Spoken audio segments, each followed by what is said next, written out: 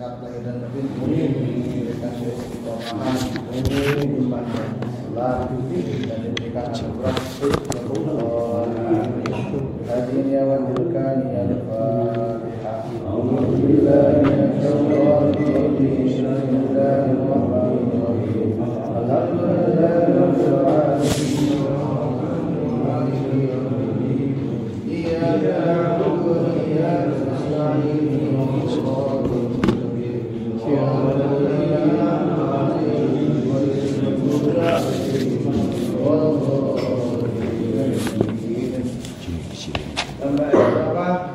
Juz 11 Yunus itu enggak hatam ya dulu. yang di atas di berhenti jadi fil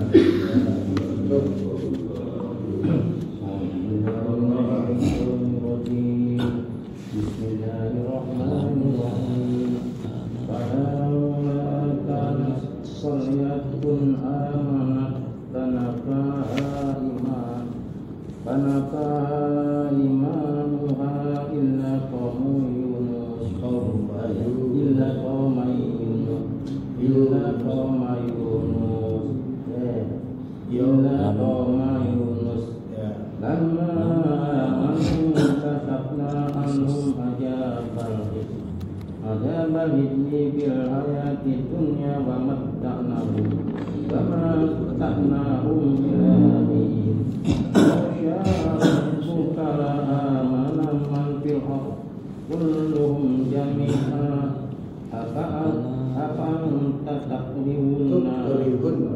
أفأنت تكره الناس حتى يكونوا مؤمنين وما كان لنفس أن تؤمن من دون الله وما ينفعك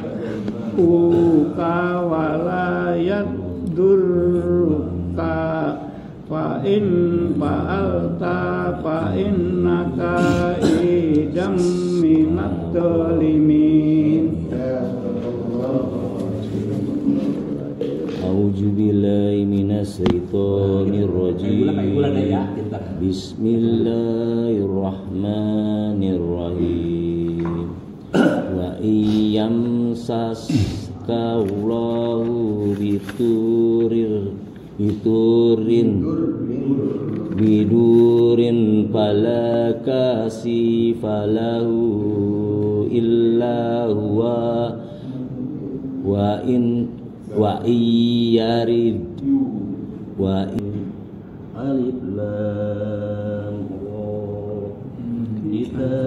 kitabun uhkimat ayatuhu thumma fusilat min ladun hakimin khabir ala ta'budu illallah innani lakum minhu nadhirun wa bashir wa in istaghfiru rabbakum thumma tubu ilayhi yumatti'ukum mata'an hasanan ila ajalin musamman wa yu'ti kulla dhil badalin tubu ilayhi yumatti'ukum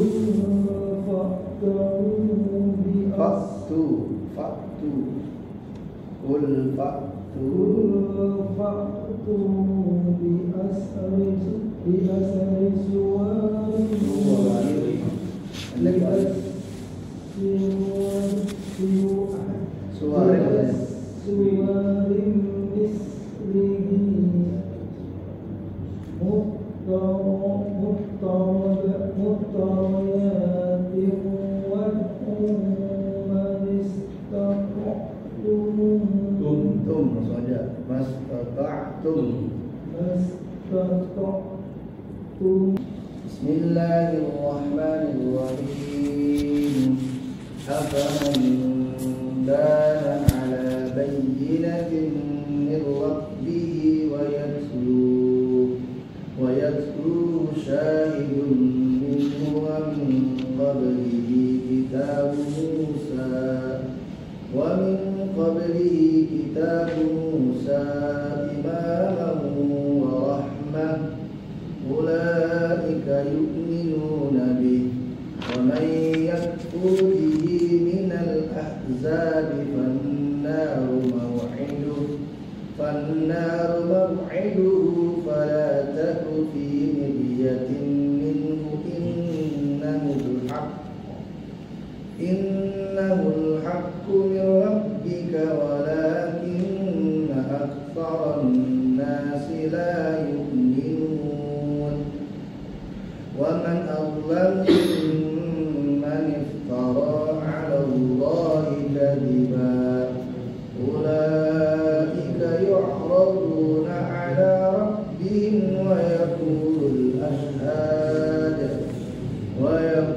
al-ashhadu ha'ula'i alladhina kadhabu 'ala rabbihim ala la'natullahi 'ala adh-dhalimin alladhina yasudduna 'an sabilillahi wa yabghunaha 'iwaja وهم بالآخرة هم كافرون أولئك لم يكونوا معجزين في الأرض وما كان لهم من دون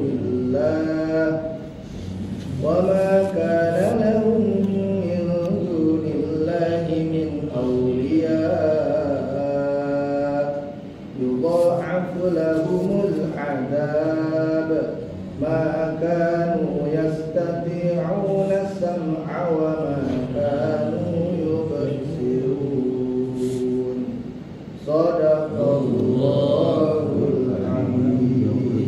20 kata. Lain ya, ayat 20. 21 yang dibaca besok. Surat Hud ayat 20. Silakan paparan dulu. Ayat ke-6 surat Hud tadi, surat Hud. Wa man dabbatin. Surat Hud ayat ke-6. Ayat ke-6. Wa ma min dabbatin. Pas di tahqiq pas dia lagi. Pas dia apa itu? Pas jus yang gede. Ayat ke-6 surat Hud. Sama min Iya. Coba dibaca wajib lokal ya. Siap. Dan tidak satu pun makhluk bergerak atau bernyawa di bumi melainkan semuanya dijamin Allah rezekinya. Dia mengetahui tempat kediamannya dan tempat penyimpanannya. Semuanya tertulis dalam kitab yang nyata lauh mahfuz. Masya Allah. Satu ayat yang singkat ini penjabarannya akan sangat luas dan dalam terkait tentang rizki, ya. Jadi kalau hari ini saya pernah membahas di masjid ya, orang-orang Arab jahiliyah itu membunuh anak perempuannya dengan sadar karena malu. Karena anak perempuan dianggap tidak bisa menjadi penerus keturunannya, penerus menjadi prajurit nggak bisa jadi yang gagah lah gitu ya. Perempuan itu merepotin lah intinya. Mematang memarga lah gitu. Maka Umar bin Khattab begitu kan, saya cerita setelah sholat dia nangis dan ketawa sampai ada yang nanya, Umar, saya pernah lihat Anda setelah sholat kadang nangis, kadang ketawa. Maka Umar menjawab, saya kalau menangis ingat betul bagaimana saya ketika punya anak perempuan, saya bawa dia ke atas bukit. Bukitnya sudah saya siapkan lubang dalam, lalu saya jorokkan anak saya hidup-hidup, saya kubur hidup-hidup. Umar bin Khattab. Orang Arab malu punya anak perempuan, makanya perempuan gak ada harganya di sana dulu. Satu lubang rame-rame, sampai nanti nggak ketahuan anaknya siapa ini. Kalau miripnya kupingnya tetangga aja ya, kalau mirip alisnya ya mirip, ya begitu ya. Saking perempuan itu ada harganya. Bahkan ketika haid mereka diusir di rumah, diungsikan di tempat yang paling terpencil yang nggak ada orang. Jadi hina banget lah perempuan itu. Tapi orang sekarang lebih dahsyat lagi, Pak. Membunuh anak laki-laki dan perempuannya dan istrinya karena takut hidup, takut miskin. Kemarin kan kejadian kan di mana tuh? Jakarta. Terus lahir di PNS tuh yang guru SD, ya kan? Kaget orang tetangganya. Tapi anaknya tinggal satu ya, itu ya.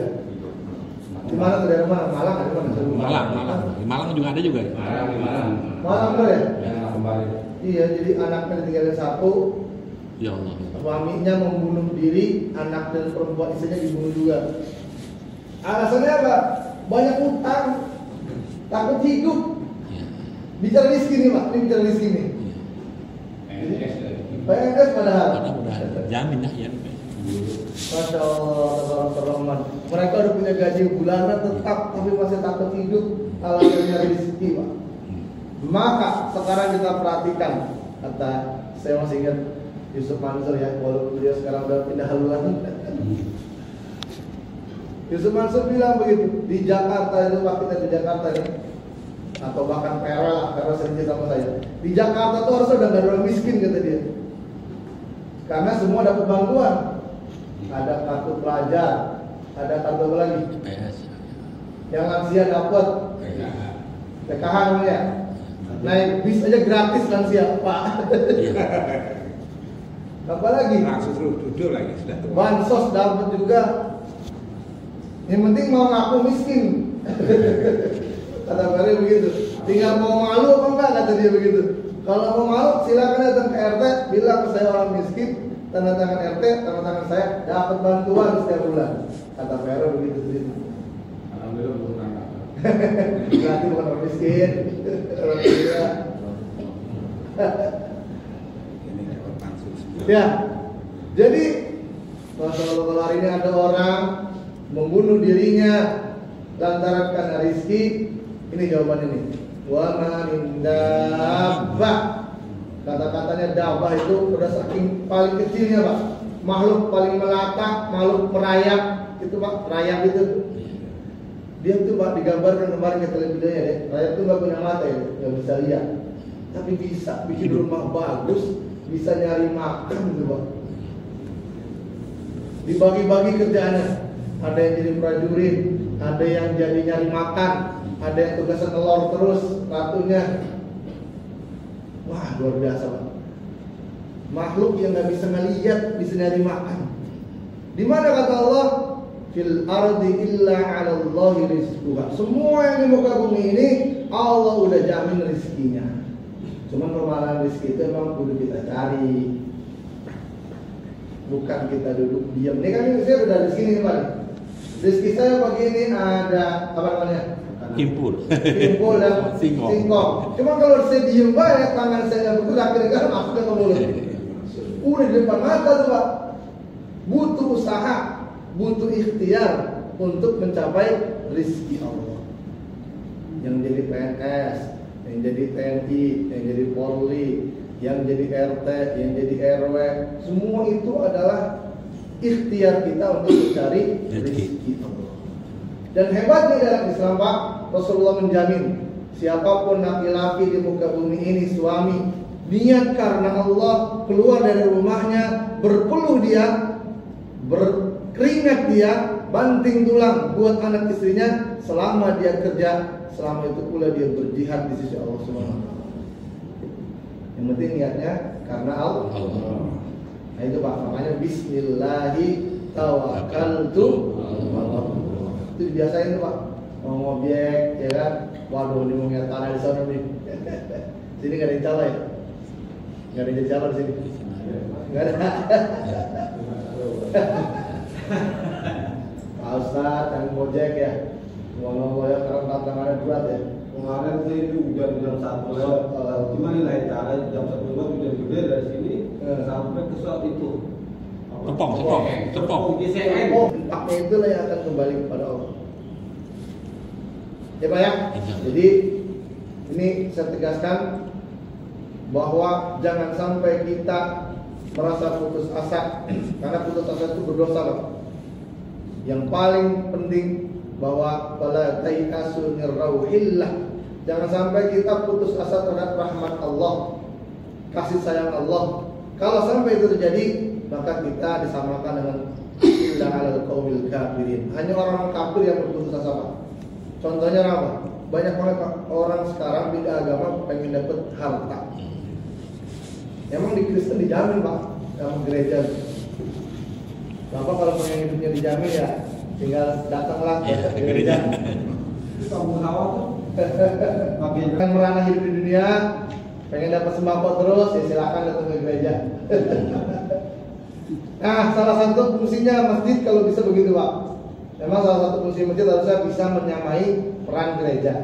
Karena namanya baitul mal. Kalau masjid punya baitul mal tuh, Pak, impaknya bisa nolong orang tetangganya itu bagus banget. Kemarin saya di Depok, masjid dari Solihin namanya. Itu setiap Jumat pagi mereka bikin subuh berhadiah sembako buat anak-anak kecil. Jadi anak kecil yang bisa sholat subuh berjamaah selama seminggu dia evaluasi dapat sembako buat orang tuanya. Waktu itu udah bisa begitu Pak, udah bisa luar biasa tuh. Karena kalau ke amal apa saya lihat, ada yang buat umroh, ada yang buat macam-macam itu kata amalnya. Ada yang tabungan beras, saya lihat. Jadi kreatif deh kayaknya.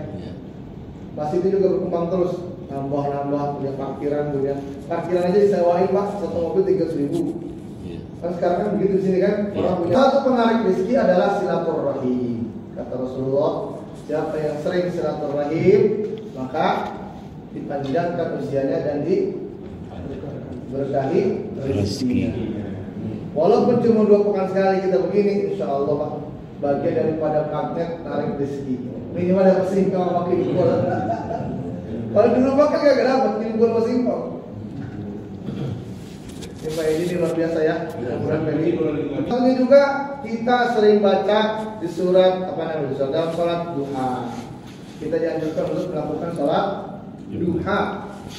Duha itu Pak, salah satunya adalah buat menarik rezeki kita.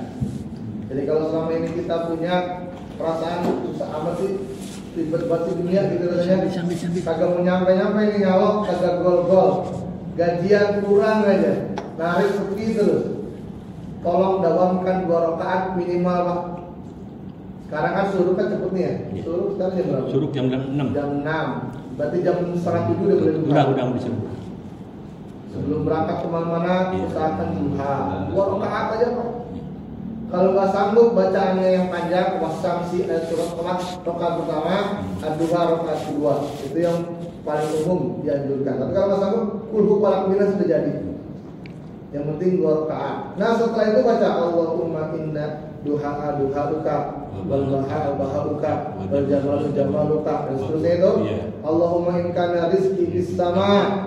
Kalau rizkiku di atas langit, anzilhu, turunkan. Wa in kana rizqu fil ardi, kalau rizkiku di atas bumi, akhrijhu, keluarkan. Kalau dia baik, jauh, qarib, deketin. Kalau dia qalil dikit, fakathirhu, banyakin. Itu dimaknai Pak. Kalau mau bisa bersatu bahasa Indonesia aja lah. Ya Allah, ini waktu duha Engkau. Waktu terbaik saya minta rezeki. Kalau rezeki saya jauh, deketin ya Allah. Rezeki saya dikit, banyakin. Nah itu Pak ya. Usahakan dawamkan. Saya punya cerita Pak. Saya zaman SMA itu udah pinter Pak.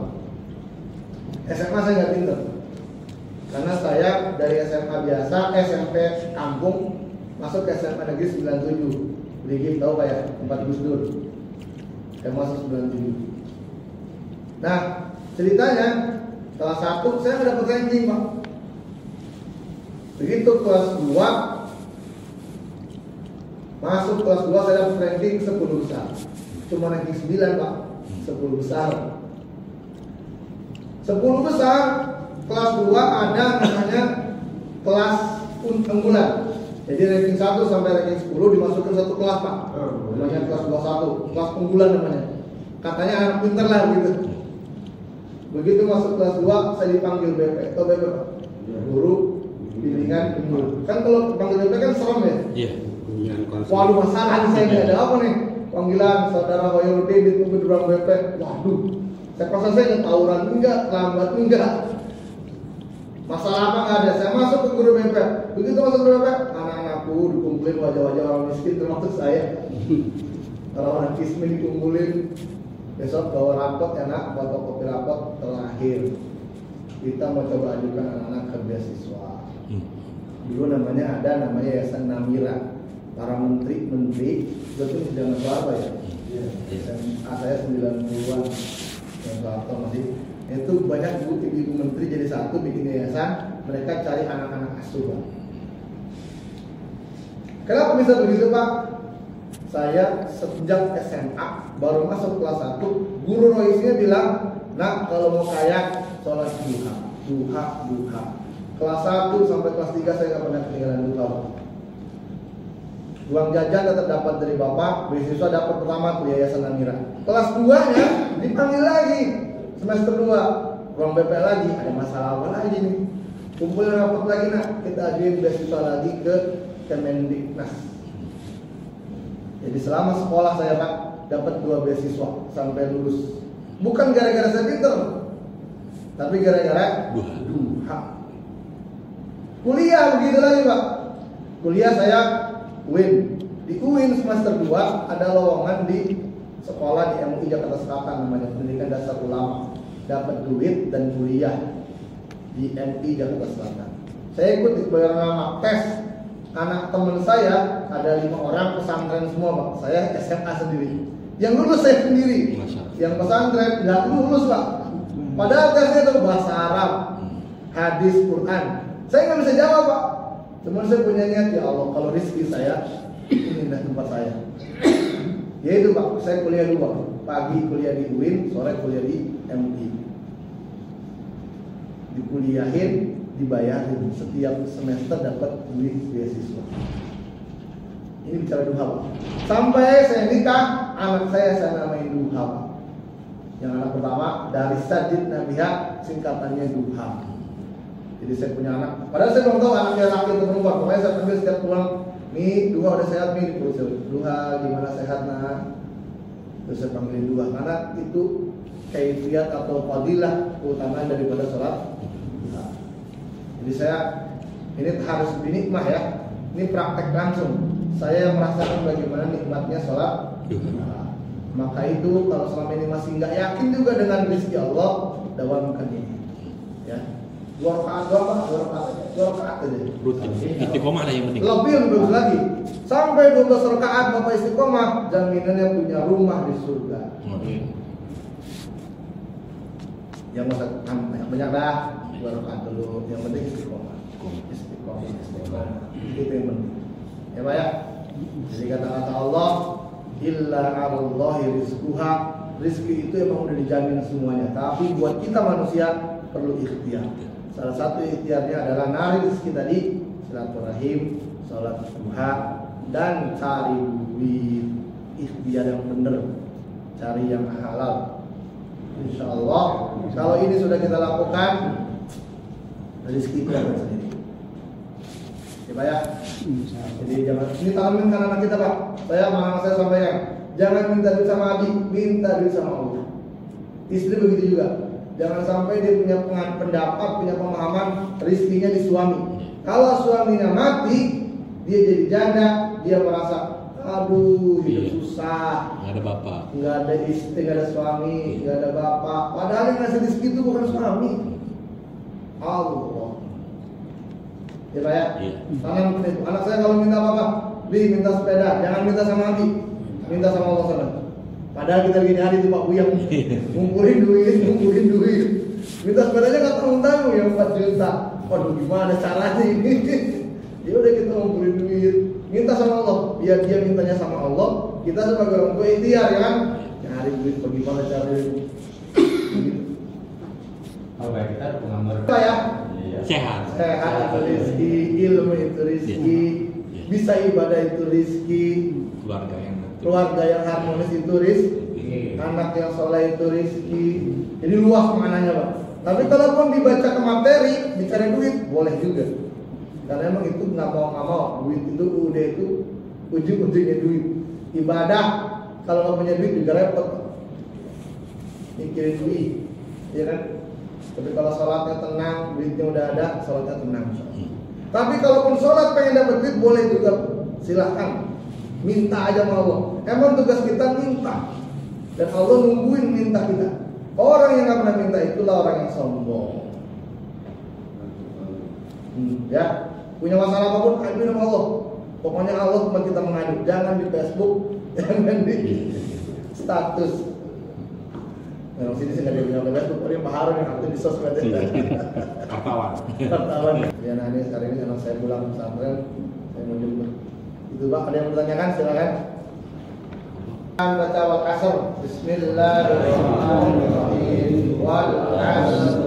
Innal insana lafi khusr illa alladziina aamanu wa 'amilus shalihati wa tawassaw bil haqq wa tawassaw bis sabr. Subhanaka Allahumma wa bihamdika asyhadu an la ilaha illa anta astaghfiruka wa atubu ilaik. Mohon maaf lahir dan batin. Assalamualaikum warahmatullahi wabarakatuh.